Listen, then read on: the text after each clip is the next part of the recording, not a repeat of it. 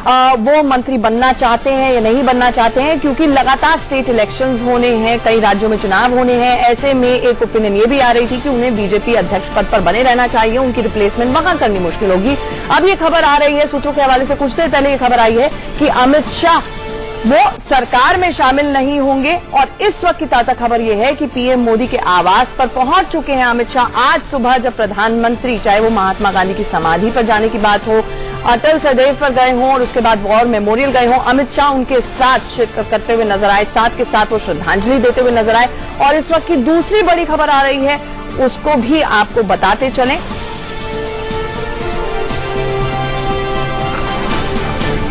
अकाली दल से हरसिमरत कौर बन सकती है मंत्री। वो पिछली टर्म में भी मंत्री रही थी। जेडीयू ने 3 नाम मंत्री पद के लिए बढ़ाए हैं, ये अभी की खबर आ रही है। ये पूरे सांसद है, महाराष्ट्र से हमारे मंत्री आ रहे हैं और खास करके पार्टी प्रमुख उद्धव ठाकरे जी दिल्ली पहुंच गए हैं पूरे परिवार के साथ। वो भी राष्ट्रपति भवन शपथ ग्रहण समारोह में रहेंगे और नरेंद्र मोदी जी को शुभकामनाएं देंगे।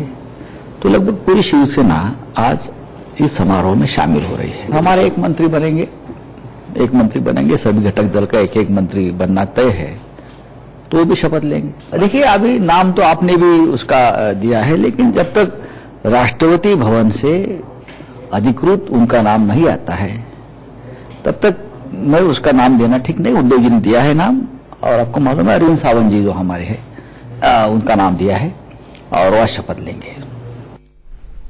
और हमारे साथ बड़ा पैनल जुड़ेगा, उनका भी इंट्रोडक्शन कराएंगे। लेकिन सबसे पहले हमारे 3 रिपोर्टर्स ग्राउंड रिपोर्ट्स के साथ हमारे साथ जुड़ रहे हैं। मेरे साथ ब्रिजेश, संजय और राकेश इस वक्त जुड़ रहे हैं। राकेश अमित शाह के घर पर मौजूद हैं। ब्रिजेश के पास सीधे चलते हैं। पहले ब्रिजेश, हमें ये बताइए कि किस किस को फोन आया, क्योंकि लुटियंस रैली में तो यही सवाल कल से उठ रहा था कि फोन आया या नहीं आया, तो किस किस की ट्रिन ट्रिन घंटी बज चुकी है और कौन खुश नजर आ रहा है? आप तक क्या खबरें पहुंच रही हैं?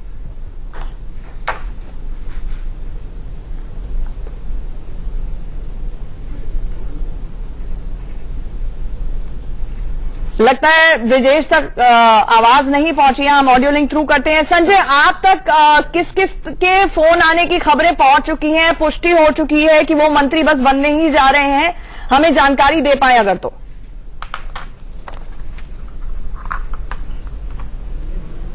देखिए आंचल, अमित शाह इस समय प्रधानमंत्री नरेंद्र मोदी के आवास पर पहुंच चुके हैं। 10 बजे के बाद का वक्त हमको बताया गया था। अब फोन खोना शुरू होंगे मंत्रियों को। अमित शाह उनको फोन करेंगे, फोन करके हो सकता है उनको प्रधानमंत्री जी के निवास पर बुलाया जाए, और अब सारे मंत्रियों को फोन होना शुरू होंगे।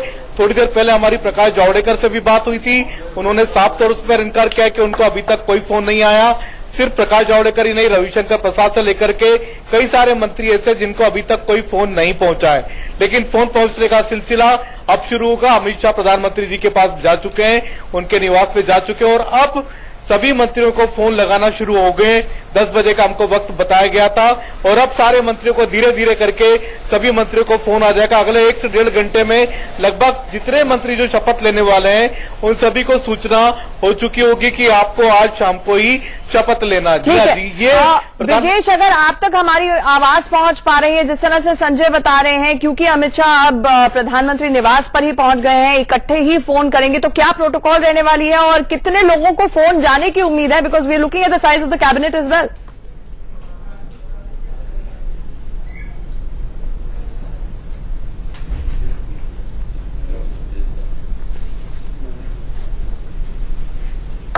ब्रिजेश, आप तक हमारी आवाज पहुंच रही है? ठीक है, राकेश हमारे साथ जुड़े हुए हैं। राकेश, आप अमित शाह जी के घर के बाहर जुड़े हुए हैं इस वक्त, और अमित शाह यहां से निकल चुके हैं। उनके घर पे भी किसी किस्म की तैयारियां कर रही थी, ऐसा माना जा रहा था कि कोई ब्रेकफास्ट मीटिंग होगी, जो लोग मंत्री बनने जा रहे हैं उनको स्पेशली इन्वाइट किया जाएगा। क्या इस खबर की पुष्टि हो पाई है?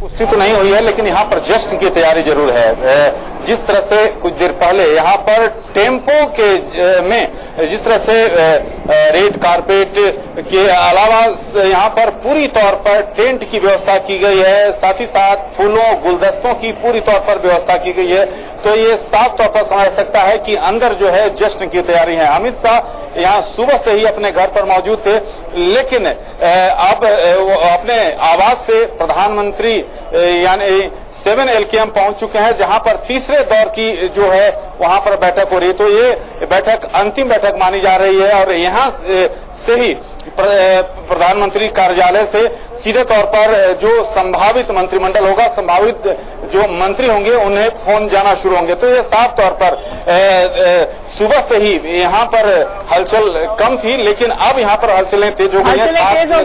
चलते हैं ब्रिजेश के पास। ब्रिजेश, कुछ साइज ऑफ द कैबिनेट, कितने लोगों को फोन जाने वाला है, ये अंदाजा लग पा रहा है? क्योंकि कल से हम भी कह रहे हैं कि जो भी ये हवाएं उड़ा रहा है वो सिर्फ काइट फ्लाइंग कर रहा है, असली खबर किसी के भी पास नहीं थी। That's the general operating procedure of Shah Modi जोड़ी। तो ऐसे में कितने लोगों के पास फोन जाने की उम्मीद है? अब धड़ाधड़ फोन बजने शुरू हो रहे होंगे।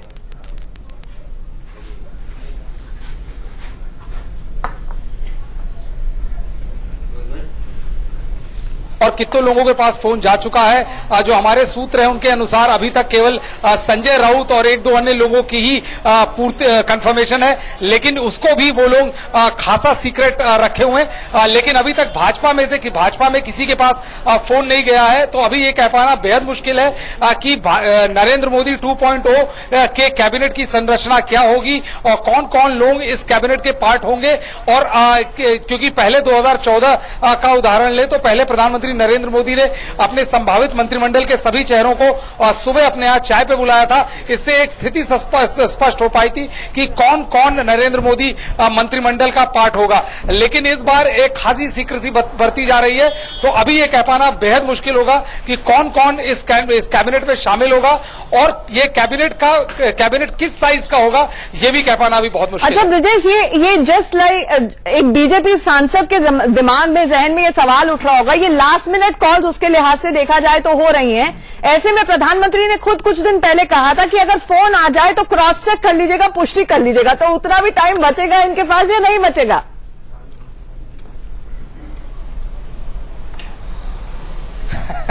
देखिए, अब हम में से कईयों को ये लग रहा है कि हो सकता हो शाम 5 बजे ही फोन आए और सीधे वहां से मंत्री स्ट्रेट अवे राष्ट्रपति भवन जाए शपथ लेने, क्योंकि अभी तक ऐसी कोई इंडिकेशन नहीं आई है कि कितनी देर में बीजेपी के सांसदों के पास फोन आएगा। हाँ, सुबह से एक जो सबसे पॉजिटिव डेवलपमेंट हुई है कैबिनेट मंत्री विस्तार को, कैबिनेट मंत्रिमंडल को लेके, वो ये हुई है कि बीजेपी राष्ट्रीय अध्यक्ष अमित शाह अपने घर से करीब 20 मिनट पहले 7 LKM आ गए हैं। तो ऐसा माना जा रहा है कि यदि ये प्रोसेस शुरू होगा तो लगभग अगले हमारे साथ नवीन कुमार जो कि बीजेपी के प्रवक्ता हैं वो जुड़े हैं। नवीन कुमार जी, अब फोन जाने शुरू हो रहे हैं, कुछ खाने पिलाने का भी है इन सांसदों को या नहीं है? जो मंत्री बनाए जा रहे हैं उनको भी कुछ ब्रेकफास्ट में बुलाया जाएगा? पिछली बार चाय पे चर्चा टाइप कार्यक्रम हुआ था। मुझे मालूम नहीं है कि ब्रेकफास्ट मैं वहां नहीं हूं आचार्य जी, लेकिन बहुत बहुत शुभकामनाएं देता हूं। मैं ये कहना है कि आज वाकई में पूरे देश की निगाह इस मंत्रिमंडल पर, सरकार पर इसलिए है कि वो चाहते हैं कि सरकार में जो पिछले काम हुए थे उसको आगे कौन बढ़ाएगा। जिन मंत्रियों ने, जिन लोगों ने उस काम के सूत्रधार बनकर के काम किया, तो उसको कैसे और कब पूरा करने वाले हैं। मुझे लगता है कि एक संतुलित मंत्रिमंडल जो है, सभी राज्यों का प्रतिनिधित्व जिसके बीच में होगा, या फिर सभी के साथ सबका विकास, सबका विश्वास लेकर के चलने वाला, पूर्ण बहुमत के बाद भी एनडीए के सभी घटक दलों को साथ लेकर के जो चलने की नीति है नरेंद्र भाई मोदी जी की, बिल्कुल होगा। ये कहा भी नवीन कुमार ने। एक छोटे से ब्रेक के लिए रुक रहे हैं, जल लौटे। इस वक्त जारी है, करीब 10 मिनट से दोनों नेताओं के बीच में बैठक चल रही है। आकलन और अटकलें यही लगाई जा रही हैं कि मल्टीपल राउंड ऑफ मीटिंग्स हो चुके हैं, खाका खिंच चुका है और अब बहुत जल्द फोन जाने शुरू होंगे उन मंत्रियों को जिनको मंत्री पद की आज शाम को शपथ दिलाई जानी है। भव्य कार्यक्रम होगा राष्ट्रपति भवन के प्रांगण में, 6000 से ज्यादा मेहमान जुटेंगे और ऐसे में मूट क्वेश्चन, सबसे बड़ा सवाल, कौन बनेगा मंत्री, और जिसको लेकर प्रधानमंत्री मोदी और शाह के बीच में लास्ट मिनट बैठक माना जा सकता है, जारी है। इस वक्त कई मल्टीपल राउंड ऑफ मीटिंग्स इन दोनों के बीच में लगातार पिछले 3-4 दिनों से हो रहे हैं। आज सुबह प्रधानमंत्री मोदी महात्मा गांधी की समाधि पर भी गए, वहां पर उनको श्रद्धांजलि दी। उसके बाद वो अटल सदैव पे गए, वहां पर अटल बिहारी वाजपेयी जी को श्रद्धांजलि दी और उसके बाद वॉर मेमोरियल गए। हमारे साथ एक बड़ा पैनल जुड़ रहा है। हमारे साथ नवीन कुमार बीजेपी के प्रवक्ता, अजीत कटारिया पॉलिटिकल एनालिस्ट, जेके त्रिपाठी जो कि फॉर्मर डिप्लोमेट है, शरद कोहली इकोनॉमिस्ट हैं, Pramod Kumar Singh strategic affairs expert हैं, Manish Awasthi chief political editor हैं इंडिया न्यूज के, हमारे साथ जुड़ रहे हैं अजीत मंडोला जी पॉलिटिकल एडिटर हैं इंडिया न्यूज रीजनल के। फर्स्ट रिएक्शन की दो पॉलिटिकल मैसेज आज जब कैबिनेट की शपथ दिलाई जाएगी, प्रधानमंत्री मोदी जब मंत्रिमंडल का गठन करेंगे तो क्या होने जा रहे हैं? Manish, starting from you. देखिए आंचल, मुझे ऐसा लगता है कि ये मोदी के नए अवतार में राजनीति का नया दौर, जिसमें कूटनीति भी साफ तौर पर आज दिखाई देगी, जिसमें दक्षिण एशिया और दक्षिण पूर्व एशिया बिम्स्टेक के नेता और उसके साथ साथ आप ये देखिए कि पूरी ताकत, दमखम और मोदी की जो कूटनीति है उससे एक नए दरवाजे खोलने की ये कोशिश है। अब दूसरी बात, आंचल आपने दो चीजों का कहा था।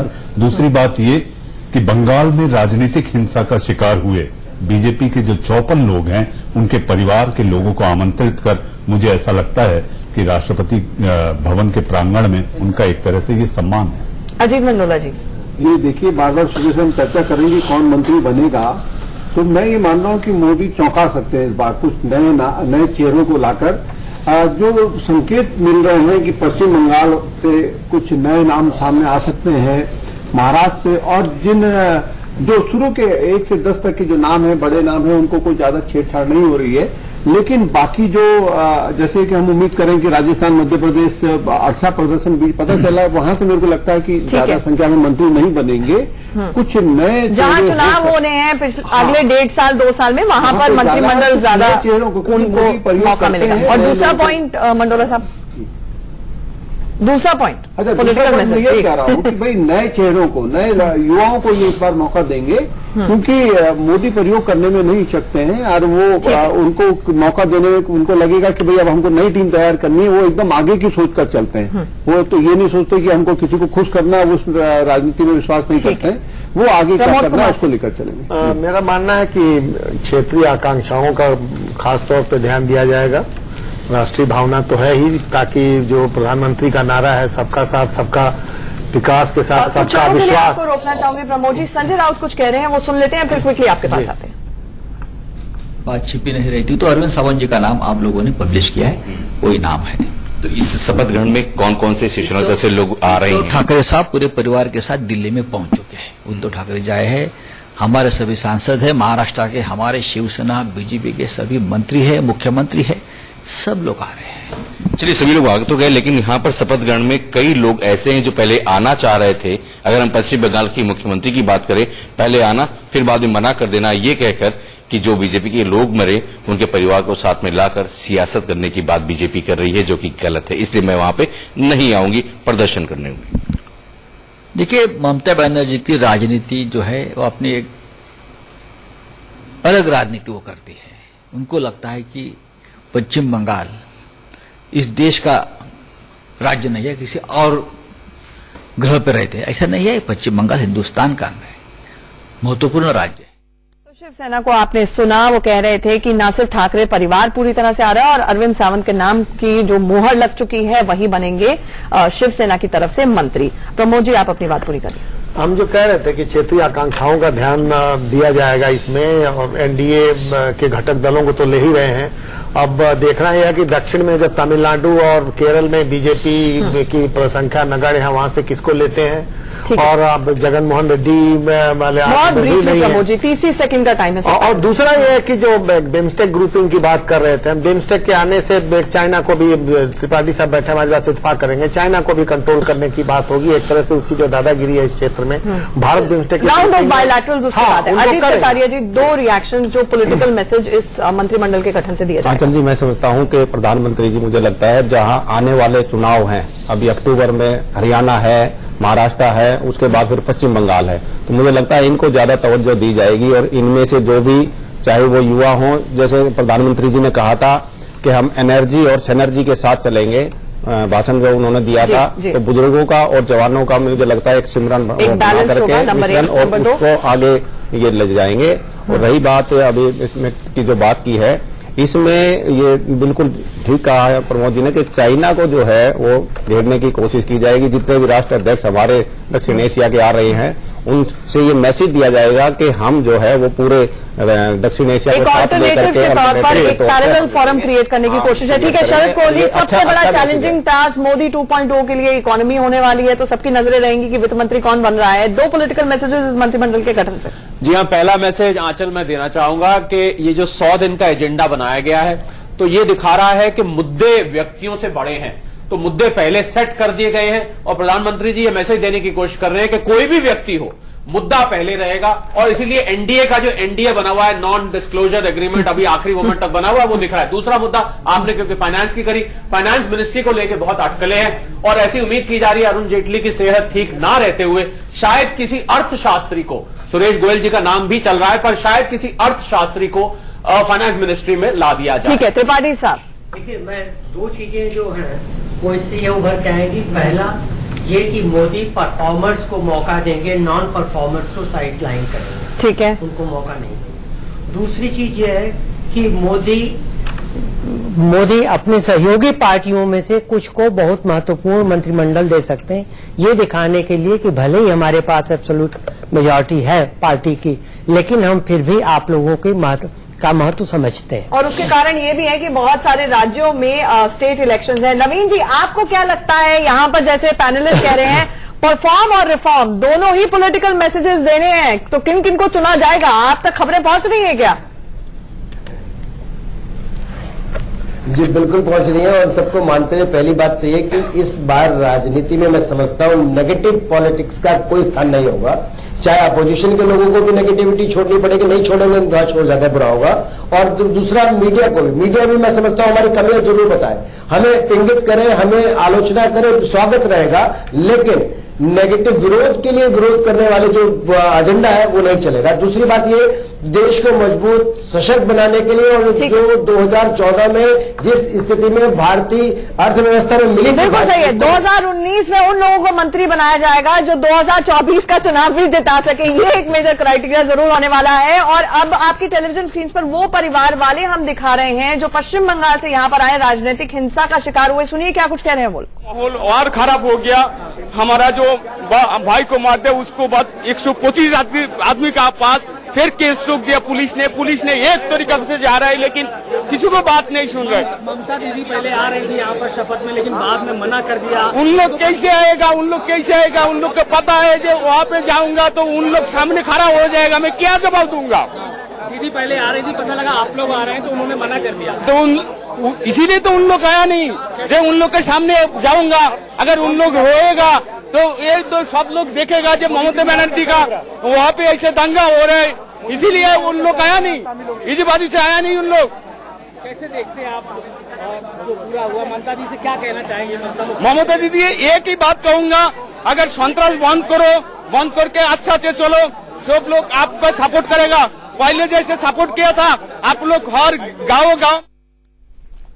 एक छोटे से ब्रेक के लिए यहाँ पर रुक रहे हैं। हमारी मेगा कवरेज लगातार जारी, कहीं नहीं जाएगा।